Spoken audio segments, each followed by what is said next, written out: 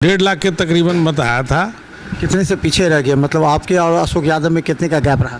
काफ़ी अंतर था। 4,65,000 के आसपास। हाँ, लगभग। चूँकि हमारे यहाँ डॉक्टर शकील अहमद भी निर्दलीय प्रत्याशी के रूप में खड़ा हो गए, तो जातीय समीकरण के अंतर्गत मुस्लिम और मतलब MY समीकरण जो है वो टूट गया और बिखर भी गया।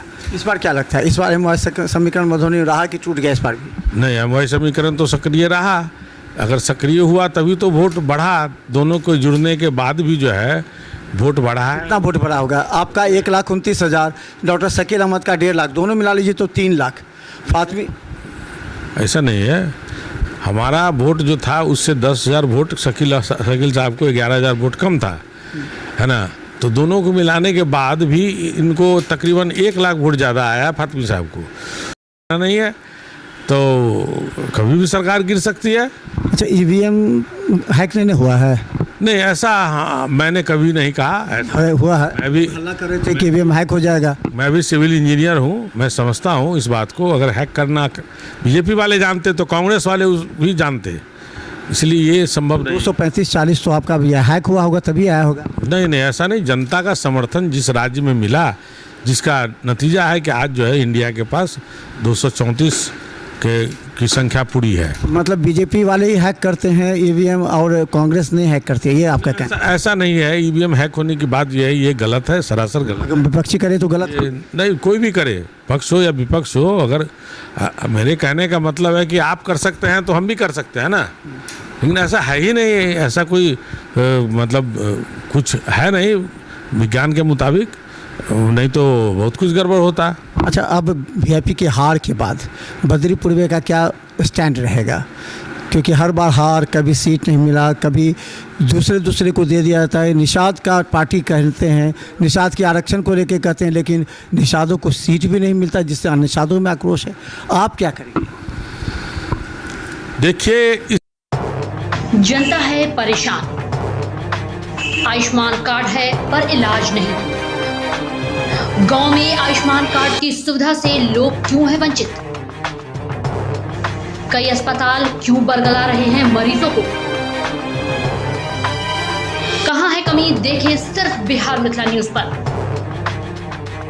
हमारी कोशिश जनता की समस्या का हो समाधान। नमस्कार, बिहार मिथिला न्यूज़ में आपका स्वागत है। मैं मनोज। देखिए, चुनाव लोकसभा समाप्त हो जाने के बाद काउंटिंग भी समाप्त हो गई। विजेता सभी जो सांसद थे वो दिल्ली में, उनकी बैठक भी हो गई, सब कुछ हो गया। अब समय है विश्लेषण का कि आखिर जो प्रत्याशी हारे और जो जीते उसके पीछे की वजह क्या थी। आज हम मिला रहे हैं आपको बद्री पूर्वे से, जो कि VIP के राष्ट्रीय उपाध्यक्ष हैं, जो भी कहिए अभी तक, लेकिन इस बार चुनाव में थोड़ा सा सक्रिय कम रहे।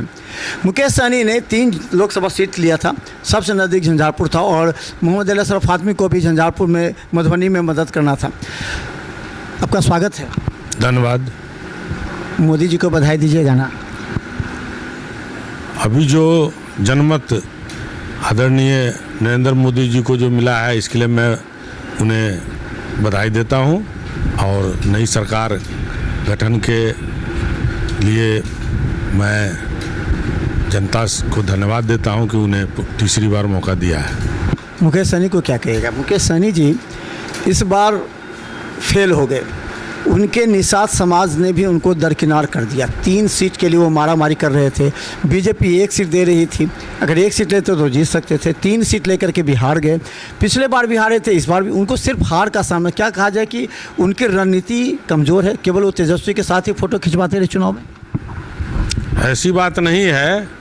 पिछले चुनाव की अपेक्षा इस बार हमारे पार्टी के जो प्रमुख जो सहयोगी हैं, निषाद समाज के लोग, उन लोगों का बढ़ चढ़ कर के योगदान रहा ज़रूर, लेकिन उनके जो मतदाता हैं उन लोगों पर पूर्ण रूप से छाप नहीं पड़ सका।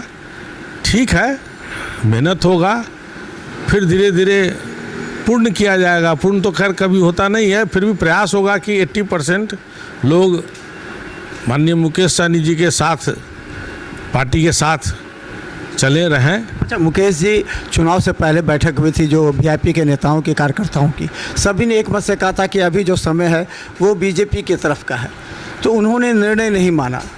क्या लगता है कि ये गलत निर्णय से उनकी पार्टी की हार हुई है या फिर उनका मनोबल गिरा है? अब तो कहा जाता है कि वीआईपी पार्टी लगभग समाप्ति के कगार पर है। नहीं, ऐसा नहीं है। वीआईपी पार्टी इस बार हमारे नेता माननीय मुकेश सहनी जी 251 सभा पूरे बिहार में घूम घूम करके माननीय तेजस्वी जी के साथ सभा किए और अपने वोट को ट्रांसफ़र कराने में भी बहुत हद तक प्रयास किए, जिसका रिजल्ट है कि आज एनडीए को 30 सीट पर ही रहना पड़ा। 10 सीट जो है इंडिया गठबंधन को हुआ और बिहार की जनता ने जो है सो मोदी सरकार को ढंग से नहीं समझ पाई। उत्तर प्रदेश समझा तो रिजल्ट दिया विरोध में। वही अगर बिहार की जनता भी समझती तो यहाँ से भी रिजल्ट जब जाता तो इंडिया की सरकार बनती। अच्छा, मधुबनी लोकसभा में आप चुनाव लड़े थे, कितने मत आए थे आपको? 1.5 लाख के तकरीबन मत आया था। कितने से पीछे रह गए? मतलब आपके और अशोक यादव में कितने का गैप रहा? काफ़ी अंतर था, 4,65,000 के आसपास। हाँ लगभग। चूँकि हमारे यहाँ डॉक्टर शकील अहमद भी निर्दलीय प्रत्याशी के रूप में खड़ा हो गए, तो जातीय समीकरण के अंतर्गत मुस्लिम और मतलब एमवाई समीकरण जो है वो टूट गया और बिखर भी गया। इस बार क्या लगता है, इस बार एमवाई समीकरण मधुबनी में रहा कि टूट गया इस बार भी? नहीं, एमवाई समीकरण तो सक्रिय रहा। अगर सक्रिय हुआ तभी तो वोट बढ़ा। दोनों को जुड़ने के बाद भी जो है वोट बढ़ा है। कितना वोट बढ़ा होगा? आपका 1,29,000, डॉक्टर शकील अहमद का 1.5 लाख, दोनों मिला लीजिए तो 3 लाख। फातमी ऐसा नहीं है, हमारा वोट जो था उससे 10,000 वोट शकील साहब को 11,000 वोट कम था, है ना। तो दोनों को मिलाने के बाद भी इनको तकरीबन 1 लाख वोट ज़्यादा आया फातमी साहब को। तो इनको निषाद समाज का भी वोट मिला है, ऐसी बात नहीं है कि नहीं मिला है वीआईपी पार्टी का वोट। और हमारे सूरी समाज के लोग भी वोट उनको किए हैं। चूँकि हमारे सूरी समाज को वोट कौन नहीं किया, उनको कौन नहीं किया जो फिर पीछे हट गए? कौन नहीं किया, उसमें जो अति पिछड़ी जाति के लोग हैं उन लोगों का वोट नहीं मिला। गरीब गुरुआ का वोट जो है वो खुल के नहीं मिला, लोग समझ नहीं सके। अगर 400 पार की सरकार बनती तो ये निश्चित तय था कि संविधान परिवर्तन होता और संविधान को जो है सो मतलब अभी तो सरकार बन गई है, संविधान बदलना का तो अभी बदल देंगे। ये झूठ फैलाया गया, लोग आप कह रहे हैं कि ये झूठ फैलाया गया। महिलाएं वो 1 लाख रुपया का खटाखट वाले लेकर के आ रही हैं, कोई पिन नहीं रहा। भारत सरकार के संविधान के मुताबिक जो सदन के अंदर 75% जब तक बहुमत नहीं होगा तब तक किसी संविधान को आप बदल नहीं सकते हैं। उसके साथ साथ आपको राज्यसभा में भी बहुमत चाहिए। तो ये अनुमान था कि अगर 400 पार होता तो इनको जो है 75% तो बहुमत हो जाता, उसका राज्यसभा में ये बहुमत पुराते तब जा करके वो सब होता। अच्छा, अब क्या आपकी राय? अब तो वो स्थिति नहीं है। अब तो वो नीतीश बाबू और चंद्रबाबू नायडू जी के सहारे अभी हैं। और जब अब नीतीश जी तो पलटू चाचा हैं, कब पलटेंगे इसका ठिकाना नहीं है, तो कभी भी सरकार गिर सकती है।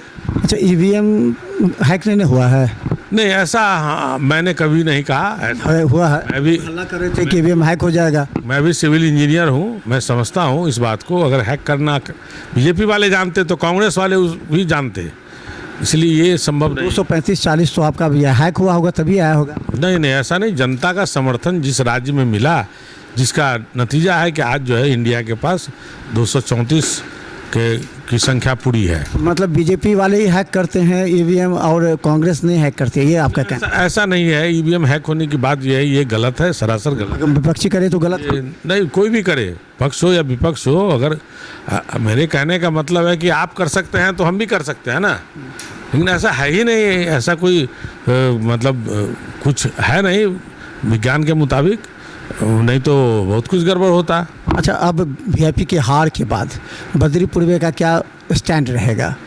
क्योंकि हर बार हार, कभी सीट नहीं मिला, कभी दूसरे को दे दिया जाता है। निषाद का पार्टी कहते हैं, निषाद के आरक्षण को लेकर कहते हैं, लेकिन निषादों को सीट भी नहीं मिलता, जिससे निषादों में आक्रोश है। आप क्या करेंगे? देखिए, इस चुनाव के अंतर्गत हमारी पार्टी के जो नेता हैं उन्होंने चुनाव आयोग के पास अपना हिसाब किताब सही समय पर सबमिट नहीं किए, जिसका नतीजा है कि मेरा जो छाप है, नाव छाप, वो छाप जो है सो केवल झारखंड और यूपी में रह गया और बिहार में छीन लिया गया। उसके जगह पर लेडी पर्स छाप मिला, जो एक हार का ये भी बहुत बड़ा कारण है तीनों सीट पे। नहीं तो हम लोग अंदाज करते थे कि कम से कम गोपालगंज सीट जो है सो जीत जाना चाहिए था। छाप का भी काफ़ी असर पड़ा है। इस कारण से मोतिहारी से भी ज़्यादा वोट से हार गया, नहीं तो उसका दृश्य कुछ और होता अगर छाप हमारा ना। आप क्या करेंगे, अब आपकी क्या रणनीति होगी? आप चुनाव में सक्रिय नज़र नहीं आए। ठीक है, समाज सेवा में तो हम लगे रहते ही हैं, और अब बढ़ चढ़ करके कुछ समाज सेवा में भागीदारी रखने की इच्छा है। साथ साथ राजनीति पटल पे कुछ ना कुछ तो करना ही है, रहना ही है, लोगों से जुड़े हुए हैं। आरजेडी में जाएंगे कि बीजेपी में? नहीं, मैं कहीं नहीं जाऊंगा। मैं माननीय मुकेश सहनी जी के साथ हूँ, उन्हीं के साथ रहूँगा और अपनी राजनीति बस उसी स्टैंड पर खड़ा करके जो है सो, चूँकि माननीय मुकेश सहनी जी ने हमें राजनीति में बहुत ऊपर उठने का मौका दिया, हमें चुनाव लड़ाया विगत लोकसभा चुनाव 2019 में, इसलिए इसके लिए मैं उनको धन्यवाद देता हूँ। और मैं राजनीति में उन्हीं के साथ हूँ, रहूँगा। ये सब तब है, राजनीति में कब क्या होता है कोई नहीं जानता है, परिस्थिति कराती है। देखा जाए, अभी तो हम हैं उन्हीं के साथ और रहेंगे ही, उम्मीद भी है। तो लगातार हम बता दें कि दरभंगा के तमाम नेताओं के बयान आपको सुनाते हैं कि चुनाव जीत हार के बाद आखिर क्या बनेगी परिस्थिति और इस परिस्थिति पर क्या होगा समीकरण। देखिए, निश्चित तौर पर इस बार जो चुनाव का जो समीकरण हुआ है वो आरजेडी और खासकर वीआईपी के जो नेता है दोनों हेलीकॉप्टर में नजर आए। लोगों ने आरोप लगाया कि मुकेश सहनी का निर्णय ही गलत था। जो निषाद समाज है वो परंपरागत तरीके से बीजेपी माइंडेड हैं, बीजेपी के वोटर हैं, जो ट्रांसफ़र नहीं हो पाया, जिसे मुकेश सहनी तीनों जगह हार का सामना करना पड़ा। उनके नेता कार्यकर्ता पूरी तरह निराश हैं और एक बार फिर बैठक होगी। इस बैठक में मुकेश सहनी को विचार करेंगे कि आने वाले विधानसभा में वो क्यों करे, क्योंकि देखिए इनसे ज़्यादा जाति काम करते हैं हम पार्टी और चिराग पासवान ने पाँचों के पाँचों सीट जीतकर अपने जितने वोटर हैं सबको एक सम्मान दिला है। तो देखते रहे बिहार मिथिला न्यूज़, हम आपको हर पॉलिटिकल अपडेट दिखाते रहेंगे। धन्यवाद। मैं बिहार की जनता को धन्यवाद देना चाहता हूँ कि जो जनमत मतलब बहुमत दिया गया एनडीए सरकार को, इसके लिए माननीय प्रधानमंत्री जी को भी बधाई देता हूँ कि पुनः तीसरी बार प्रधानमंत्री बने। धन्यवाद।